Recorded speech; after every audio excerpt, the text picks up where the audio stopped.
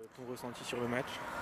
Je pense qu'on a fait un match correct. On a été là dans l'envie, dans l'agressivité, dans les duels, on a su se montrer. C'est pas parce que c'était une T1 qu'ils ont été au-dessus de nous. Je pense qu'on a fait jeu égal avec eux. Après, on leur donne 2 buts.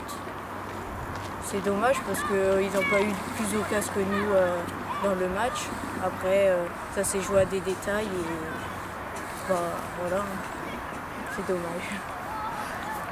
C'est tout. Super, c'est bon pour moi. Pour cette première partie de saison en D2, vous carburez, 10 points d'avance sur le deuxième. Ça semble bien parti pour la montée en D1, mais il ne faudra pas se relâcher. Aujourd'hui, vous avez fait une belle prestation, même si ça n'a pas été payé avec la qualification, mais vous êtes bien parti pour la montée en D1. Ouais, là on a fait un bon début de saison. Après, il va falloir continuer, prendre match après match. Il va falloir les gagner aussi parce que c'est pas facile. Et après, on verra à la fin de saison. Et si on arrive à continuer comme ça, à être régulière, on aura notre objectif principal et on arrivera à l'atteindre si on continue à être régulière. Un mot sur le vestiaire et sur la coach, comment ça se passe dans le vestiaire avec la coach aussi? Il y a une très bonne ambiance, que ce soit avec le staff ou les joueuses entre elles. Que ce soit sur le terrain ou en dehors, il y a une bonne ambiance et tout se passe bien. Et je pense que c'est pour ça aussi qu'on arrive à faire un bon début de saison aussi. C'est important, il n'y a pas que le terrain qui importe, il y a en dehors aussi et l'ambiance il fait partie. Il y a aussi quelque chose étrangère. On a vu la capitaine qui n'est pas aujourd'hui, Giorgia Spinelli, qui a été appelée avec l'équipe d'Italie. C'est aussi bien d'avoir des étrangères dans un groupe comme ça? Oui, et après ils ont aussi de l'expérience. Les 3 étrangères sont en équipe A. Après elles apportent des choses à l'équipe. Après elles se sont intégrées aussi. Et ils parlent le français à part une, mais on essaie de parler avec elles, elles parlent espagnol, donc on arrive bien à dialoguer aussi. Elles nous apportent des choses et on leur apporte des choses et ça fait l'union de l'équipe. Et un dernier petit mot sur l'histoire du Stade de Reims, on sait qu'il y a une équipe féminine, c'est comme Soyo qui a été créée il y a très longtemps. Pionnière ambitieuse, c'est ça votre slogan. Qu'est-ce que ça fait de voir cette ancienne génération, notamment qui est encore aujourd'hui, Gigi, qui était là à vous soutenir? Qu'est-ce que ça fait de voir ces pionnières, ces légendes venir vous voir? C'est des personnes qui ont marqué l'histoire de Reims. Même encore cette semaine, elles sont venues nous voir, elles nous suivent, elles nous donnent des conseils aussi. Et tous les conseils qu'ils nous donnent sont bons à prendre. Elles ont vécu de belles choses. Elles ont créé le club féminin, quoi. Et c'est très beau ce qu'ils ont fait. Merci à toi, et puis bonne fin de saison en vous souhaitant la montée en D1. Ouais, merci vous aussi. Merci. Amandine, coach du Stade de Reims, c'était un match évidemment aujourd'hui compliqué contre les Soyo, un club de D1, mais sur le terrain on a vu que Reims avait fait jeu égal, voire même mieux par certains instants.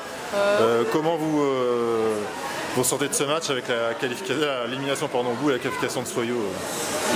On est déçu forcément du résultat parce qu'on aurait aimé continuer un peu plus loin en coupe.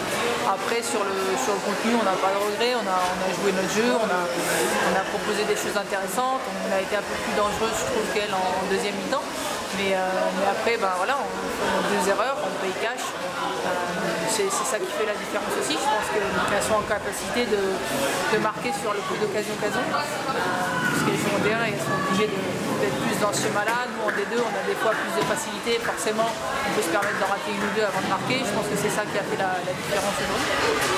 Moi, physiquement, j'étais impressionné par le Stade de Reims qui a bien répondu. Alors, qui a même été au-dessus, comme je dis par certains instants, sur Soyo, notamment la fin de match où Reims a poussé, mais sans réussir à marquer. C'est une de vos forces aussi cette saison, D2, d'arriver à être au-dessus de l'adversaire à ce point-là et aussi évidemment techniquement. Oui, c'est sûr qu'on s'est bien préparé. Voilà, on a fait un petit rappel, mais on a repris que mercredi, donc on n'a pas du tout travaillé en groupe sur les vacances, on les a laissés couper. La préparation a été bien faite et c'est vrai que dans l'ensemble des matchs, depuis le début de saison, on est à l'aise sur toutes nos fins de match. Donc comme à l'image du match aujourd'hui, ça a été comme d'habitude. Donc ça aurait pu, comme vous dites, nous donner un petit coup de pouce pour la fin de match, mais voilà, ça n'a pas souri aujourd'hui, le ballon n'est pas rentré sur les 2-3 cafouillages qu'il y a eu. Voilà, donc on n'a pas de regrets, on a fait un beau match, soit il l'emporte, il n'y a aucun problème. Au niveau de la saison, D2, ça se passe très bien pour vous. 10 victoires, 2 matchs nuls, 10 points d'avance sur le deuxième. Ça semble bien parti pour la D1, même s'il reste encore des matchs à jouer, évidemment, des matchs à gagner. Oui, non, il nous reste 10 matchs, rien n'est fait. on sait que sur quelques matchs tout peut basculer, on l'a déjà vu sur plusieurs saisons avec d'autres équipes, donc on reste très concentré sur notre objectif et on sait qu'il va falloir se battre chaque week-end pour continuer à gagner. Et pour finir, on sait que vous venez de la région, puisque vous avez entraîné les Chamois niortais et Niort-Saint-Florent. Quelle expérience vous tirez de cette expérience justement là-bas, ces quelques années passées du côté du Niort? C'est une belle région de football féminin, je dirais qu'il y a un gros vivier, peut-être un peu plus que chez nous, même si nous on bénéficie de la proximité de Paris pour trouver des joueuses. Non, c'est une belle région de football où il y a toujours de très bonnes joueuses qui sortent et on a toujours un œil sur la région au cas où pour rapatrier des joueuses vers Reims. Parce qu'avant c'était les matchs contre Soyo B, l'équipe B de Soyo avec les jeunes niortaises, c'était pas forcément évident. Pas du tout, oui, c'est sûr qu'il y a quand même un gouffre entre la D2 et la DH, peut-être un moins grand gouffre maintenant entre la D2 et la D1, on va dire au milieu bas de tableau. Je ne compterai pas les 2-3 équipes au-dessus. Donc le niveau se resserre et c'est vrai que d'avoir pu coacher à tous les niveaux, ça permet aussi maintenant d'apprécier la qualité des joueuses que j'ai et le niveau en D2 est de plus en plus intéressant. Et pour finir, je parle avec votre joueuse du contexte à Reims. On sait que comme Soyo, c'est un club historique qui a été fondé il y a très longtemps. Pionnière ambitieux, c'est votre slogan. Voilà, comment vous évoluez dans ce contexte-là avec les anciennes, dont Ghislaine qui est encore là aujourd'hui à vous soutenir? On est très attaché à l'histoire de Reims et de sa section féminine qui a été la première en France et on essaie tout au long de la saison de les avoir, de les faire intervenir pour qu'elles puissent rappeler cette histoire et on aimerait vraiment cette année qui est d'autant plus une année de Coupe du Monde rajouter cette petite touche d'histoire et faire remonter le Stade de Reims en D1 cette année. Merci à vous, bonne fin de saison, puis on vous souhaite la montée en D1, on se retrouve l'année prochaine. Merci. Sébastien, c'est un match qu'on attendait très compliqué à Reims face au leader de sa poule en D2 et c'est un match évidemment qui était compliqué sur le terrain. Une victoire 1-2, match qui n'a pas été évident mais qui a été remporté, les filles ont fait le travail. Exactement, en coupe c'est ce qu'on retient, c'est la qualification. Je ne vais pas dire peu importe la manière, parce qu'on ne peut pas dire que la manière soit satisfaisante aujourd'hui. Après il faut savoir être efficace en coupe. On doit fournir un contenu de jeu qui doit être bien meilleur, que ce soit sur le plan technique, sur les déplacements, la présence dans les duels. Après voilà, on sentait que c'était un match de reprise. Malgré ça, on ne peut pas dire non plus qu'on a été mis en danger. Réellement, les seules opportunités qu'elles ont eues, c'est nous qui les donnons, sur des erreurs techniques, sur des mauvais choix. Mais après, c'était un beau match, hein, on s'attendait à ça. Une équipe qui est leader de sa poule et qui va monter en D1, on le sait, donc on savait que ce serait un match important pour elle dans l'optique de se jauger par rapport au niveau de la D1 et par rapport à ce qui les attend. C'était un petit peu le match piège, comme on dit, dans ce genre de match en coupe. C'est une équipe qui est en pleine confiance et qui a accumulé les bons résultats depuis le début de saison. Donc nous, il ne fallait pas tomber dans ce piège, pas être l'équipe qui passe à la trappe sur ce tour de Coupe de France. Et voilà, on l'a fait aujourd'hui, donc c'est une bonne chose. Parce qu'effectivement, tu as le match au piège. Tu n'étais pas encore entraîneur à l'époque, mais l'ASJ était se faire éliminer sur le terrain de Bordeaux de Sarah Cambo, justement dans ces conditions-là. Et aujourd'hui, ça n'a pas été le cas. Au niveau de tes choix, par exemple Cassandra dans les buts, c'est pour faire tourner, je suppose, pour lui donner du temps de jeu aussi. Ouais, Cassandra dans les buts, c'était la récompensée aussi du travail qu'elle fournit depuis le début de saison. Elle est toujours présente. Voilà, elle a eu sa blessure qui l'a un peu handicapée, mais malgré tout, c'est une fille qui demande beaucoup de bonnes choses. Et on savait que c'était important aussi dans ce genre de match d'avoir un banc fort, parce que quand on arrive là vers la 60, 65e, qu'elle mène 2-1, que ça pousse en face, de pouvoir faire rentrer des filles comme Cathy, comme Laura, comme Anaïs Dumont, qui ont beaucoup de vécu, beaucoup d'expérience, c'est important dans ce genre de match. Voilà, et puis de faire valoir notre jeunesse, parce qu'on a aussi beaucoup de jeunes de qualité, comme Angeline Dacosta, Camille Collin, qui joue un petit peu moins habituellement, mais qui était titulaire aujourd'hui. voilà, on a un effectif qui est complet, c'est important que tout le monde se sente impliqué dans toutes les compétitions qu'on a à jouer. Et voilà, on est satisfait de ce qu'on a montré aujourd'hui. Voilà, de gros problèmes physiques qui auraient pu expliquer des joueuses qui soient sur le banc, c'est que c'était des choix...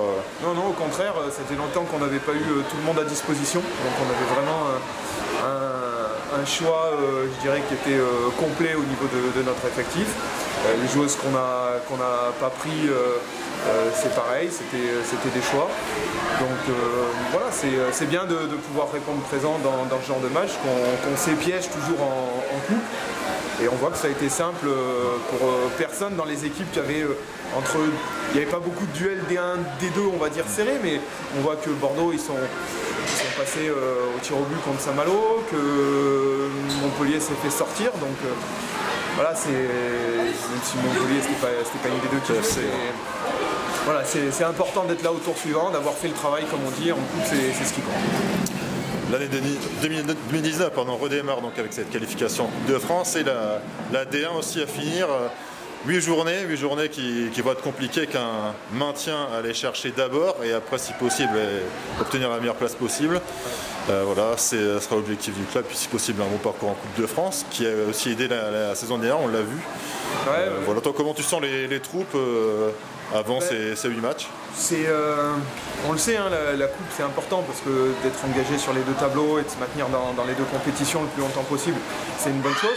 Après, toujours un petit peu dépendant du tirage aussi. Maintenant, on a pour ambition de faire un très beau parcours dans cette coupe. Et tant que le tirage nous permettra d'aller un tour plus loin, on va tout donner pour. On n'est pas spécialement concentré uniquement sur l'objectif D1, même si ça reste bien sûr l'objectif principal. Et voilà, on a à cœur d'être présent sur les deux tableaux, donc c'est de bon augure pour 2019 et puis ça permet aussi de maintenir un rythme de compétition qui est intéressant parce qu'on sait que le calendrier, comme tu viens de le dire, il n'y a plus que 8 journées d'ici la fin de championnat, donc il faut pouvoir garder du rythme de match parce que sinon c'est compliqué d'être performant en championnat quand on joue un match tous les 15 jours voire tous les mois. Merci Sébastien, encore une fois bonne année 2019 et puis une excellente fin de saison, Coupe de France et D1 en espérant le meilleur pour le club. Merci, bonne année aussi à tous. Merci. Bon ces gars, déjà bonne année 2019, meilleur vœu que la santé, on voit que c'est un peu compliqué en ce début de saison.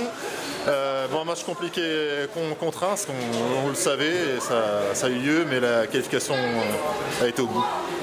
Ouais, ça a été compliqué, c'est une reprise pour nous. On a beaucoup bossé physiquement nous aussi cette semaine. On savait que ça allait être compliqué, hein, mais ce qui comptait c'était le résultat final, la victoire. Et c'est ce qu'on a réussi à faire. Et en plus, surtout en voyant les résultats de notre équipe qui se fait sortir, c'est quand même bien. Chez les femmes et aussi chez les hommes, où il y a encore plus de grosses surprises. Marseille qui s'est sorti. Ouais, sur le plan du jeu, il y aura encore des choses à améliorer parce que c'était pas encore le top aujourd'hui. Mais bon, le seul, comme dit, la qualification. Ça va au niveau du groupe, pas trop de pépins, vu que Lucie, ça fait un peu mal. Ouais, on ne sait pas du tout ce que c'est. Même elle, c'est pas un coup, c'est son genou, je sais pas, qui a bloqué, donc à voir. Mais sinon, pas trop de pépins, hormis physique, parce qu'on a vraiment beaucoup bossé cette semaine physiquement. Donc, quand on n'est pas bien physiquement, ça se ressent dans le jeu, etc. Mais ce qui est bien, c'est qu'on a su être tueuse aujourd'hui. Donc, c'est quand même un point positif. Et sinon, étant encore plus près du terrain que d'habitude, on voit qu'on t'entend beaucoup sur le terrain. Tu es vraiment la patronne. C'est peut-être ça ce qui manque à Reims, on a une patronne capable d'alpaguer ses troupes. Pourtant, on t'entend beaucoup diriger tes troupes, mais aussi des fois un peu aller chercher l'arbitre. Ouais, un peu trop peut-être, je sais pas, mais je suis comme ça. Après, ça fait aussi du bien dans une équipe. Moi, quand j'ai été plus jeune aussi, ça me faisait du bien d'entendre quelqu'un haranguer un peu toutes les troupes, quoi. Parce que tu as connu une certaine Marina Pasco par exemple. Ouais, c'était problématique du club. Elle faisait ça très bien. Et puis Corinne Diac, mais en tant que coach. Ouais. Bon, puis la qualification au bout, on va espérer une bonne époque en Coupe de France et puis il y a la saison de D1 à finir. C'est ça, ce serait bien de finir correctement, d'avoir d'acquérir le maintien très vite et après aller le plus loin possible en coupe. On se met pas de limite. Merci Siga. Merci à toi. Et puis bonne fin de saison à tout le club. Merci Erwan.